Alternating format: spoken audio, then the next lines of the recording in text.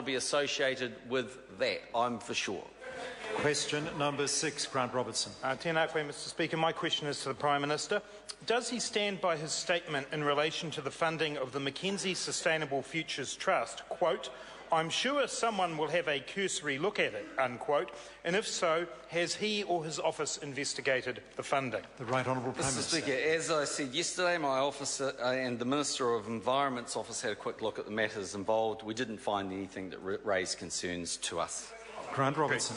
As part of the investigation by his office, did they ask the Deputy Secretary of the Ministry for the Environment to explain her comment about the Trust, quote, "We remain deeply concerned at the level of professional fees being paid into this process. Some of the costs charged also have us concerned, and if not, why not?" The Right Honourable Prime Minister. Mr Speaker, I'm not sure if that question was directly asked, but I think it's important to understand what happened in this process. Well, I'll tell you what happened in this process. A few $100,000 was paid to a trust so the collaborative process could be used to support it out, to sort out the problem. Actually, the estimated cost for the EPA to have dealt with it would have been $2.6 million.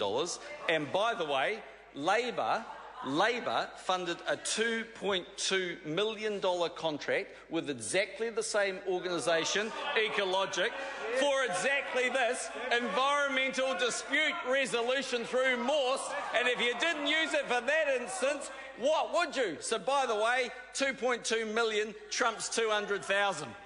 Mr Speaker, can the Prime Minister confirm that the $2.2 million contract he's just referred to went through a full open tender process, unlike the money paid out to this trust?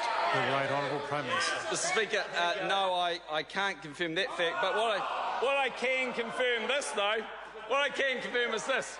This is a comment from Peter Wilson, the Vice President of Federated Mountain Clubs, in relation to... Order. The question simply asked if the Prime Minister could confirm something, and he said he couldn't, and really that should be the end of the answer. Grant Robertson.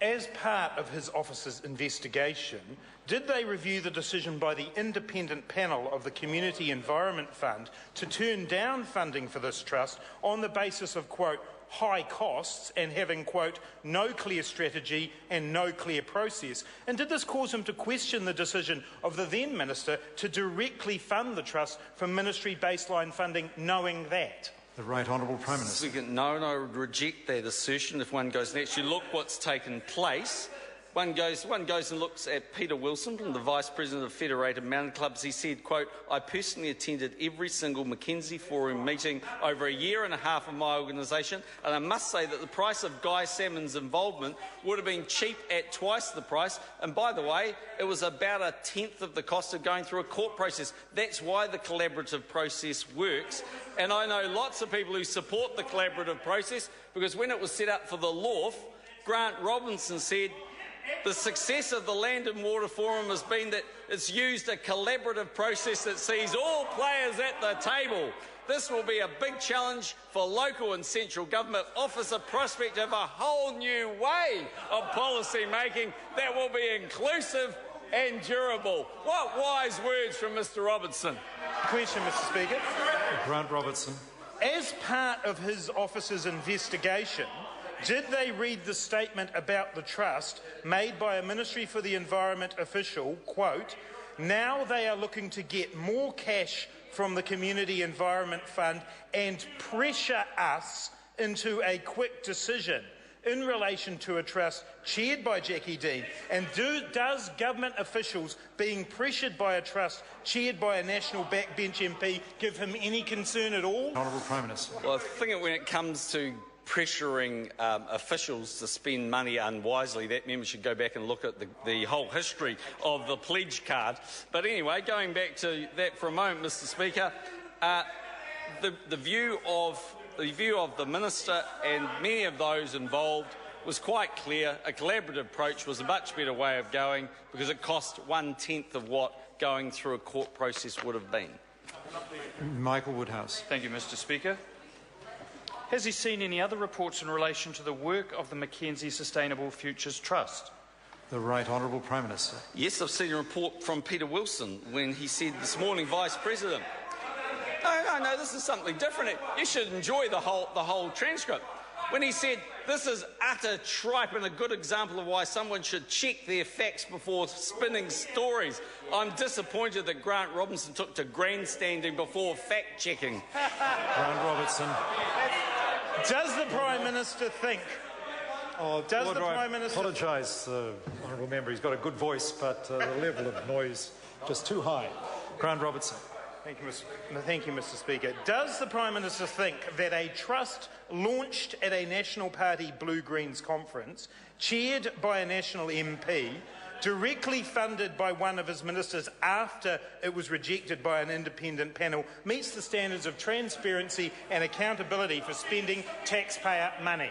The Right Honourable Yes, Prime Mr. Minister. Speaker, I think the member should check his facts. Let's understand what's taken place. In Otago, there's been a substantial environmental issue about cubicle farming. There's been widespread community interest, as I understand it, 5,000 submissions. This was a process that collaboratively got all members of the community around the table at one time and did that for 1/10 of the cost of going through the courts. That is a lot cheaper and better way of going through a court process. Point of order, Grant Robertson. I'll take... That's tabling documents, so do you want me to do it at the end? I'll come to the supplementary question first, then the Honourable Dr Nick Smith.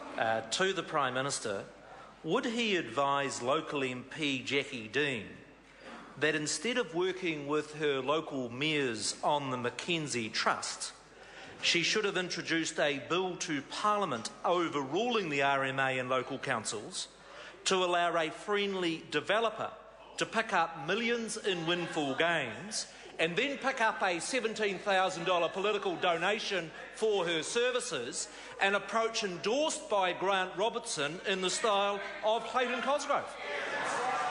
The Right Honourable Prime Speaker, Minister. no, that's not my advice. Point of order, Grant Robertson. Mr. Speaker, I seek leave of the House to table several documents. The first of those is an email from the Deputy Secretary of the Ministry for the Environment to a staff member at Environment Canterbury saying, we remain deeply concerned at the level of professional fees being paid into this process. Some of the costs charged also have us concerned. This was released under the Official Information Act. Leave us sought to table that document. Is there any objection? There is no objection. I seek leave to table an email from the Deputy Secretary at the Ministry of Environment to another official at the Ministry for the Environment outlining the reasons why the Mackenzie Sustainable Futures Trust was not funded under the Community Environment Fund, including its high costs, that it had no clear strategy and no clear process. Leave us sought to table that document. Is there any objection? There is no objection. Point of order, Mr. Speaker. I seek leave of the House to table an email from a Ministry of the Environment official to other Ministry of Environment officials saying, quote, about the Trust, now they are looking to get more cash from CEF and pressure us into a quick decision. Leave us sought to table that document. Is there any objection? There is no objection. Question number 7, Dr Paul Hutchison. Tēnā koe e te mana